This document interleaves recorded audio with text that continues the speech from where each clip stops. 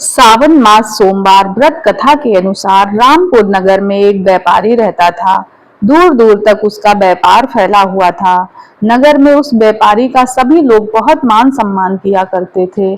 इतना सब कुछ होने पर भी वह व्यापारी अंतर मन से बहुत दुखी था, क्योंकि उस व्यापारी के कोई पुत्र नहीं था, कोई भी संतान नहीं थी। दिन रात उसे एक ही चिंता सताती रहती थी, उसकी मृत्यु के बाद उसके व्यापार और धन संपत्ति को कौन संभालेगा। पुत्र पाने की इच्छा से वह व्यापारी सावन के प्रति सोमवार भगवान शिव की व्रत और पूजा किया करता था। सायंकाल शिव मंदिर में जाकर शिव जी के सामने घी का दीपक जलाया करता था। उस व्यापारी की भक्ति को देखकर एक दिन पार्वती जी ने भगवान शिव जी से कहा कि हे स्वामी, ये व्यापारी आपका सच्चा भक्त है। कितने दिनों से यह सोमवार का व्रत और पूजा नियमित करता है। भगवान आप इसकी मनोकामना शीघ्र पूर्ण करें। भगवान शिव ने मुस्कुराते हुए कहा, हे पार्वती, इस संसार में सबको उनके कर्मों के अनुसार फल मिलता है। प्राणी जैसा कर्म करते हैं उन्हें वैसा ही फल मिलता है। फिर भी पार्वती जी नहीं मानी। उन्होंने आग्रह करते हुए कहा, नहीं प्राणनाथ, आपको इस व्यापारी की इच्छा पूर्ण करनी ही होगी। माता पार्वती के आग्रह पर शिव जी ने साहूकार को पुत्र प्राप्ति का वरदान दे दिया, लेकिन साथ यह भी कहा कि इसकी उम्र केवल 12 वर्ष की ही होगी। साहूकार शिव जी और माता की बातें सुन रहे थे।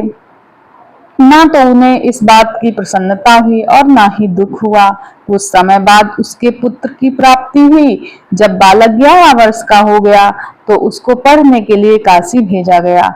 साहूकार ने पुत्र के मामा को बुलाया, उसे बहुत सारा धन दिया और कहा कि तुम इस बालक को काशी विद्या प्राप्त करने के लिए ले जाओ और मार्ग में यज्ञ कराते हुए जाना, और जहां भी यज्ञ कराना वहां पे ब्राह्मणों को भोजन कराते हुए दक्षिणा देते हुए जाना।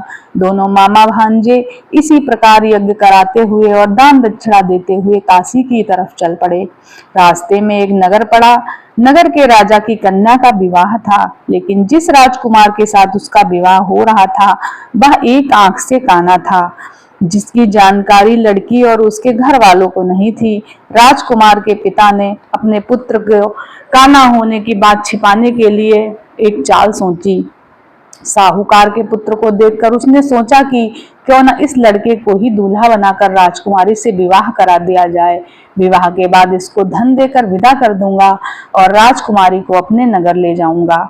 उसने लड़के को वस्त्र पहनाकर राजकुमारी से विवाह करा दिया, लेकिन साहूकार का पुत्र ईमानदार था। उसने मौका पाकर राजकुमारी की चुनरी पर लिख दिया कि तुम्हारा विवाह तो मेरे साथ हुआ है, लेकिन जिस राजकुमार के साथ तुम्हें भेजा जाएगा वह एक आंख से काना है। मैं तो काशी पढ़ने जा रहा हूँ। कुमारी ने यह बात अपने माता पिता को बताई। राजा ने अपनी पुत्री को विदा नहीं किया। दूसरी ओर साहूकार का लड़का और उसका मामा काशी पहुंचे और वहां जाकर उन्होंने यज्ञ किया। जिस दिन लड़के की आयु 12 साल की हुई उसी दिन यज्ञ रखा गया। लड़के ने अपने मामा से कहा कि मेरी तबीयत कुछ ठीक नहीं है। मामा ने कहा कि तुम अंदर जाकर सो जाओ।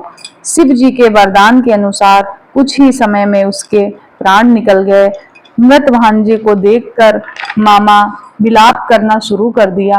संयोगवश शिव पार्वती जी उधर से जा रहे थे। पार्वती जी ने शिव जी से कहा, स्वामी, मुझे इसके रोने का स्वर सहन नहीं हो रहा है।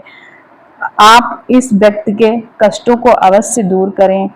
जब शिव जी बालक के समीप गए तो बोले, यह उसी साहूकार का पुत्र है जिसने मैंने 12 वर्ष की आयु का वरदान दिया था। अब इसकी आयु पूरी हो चुकी है।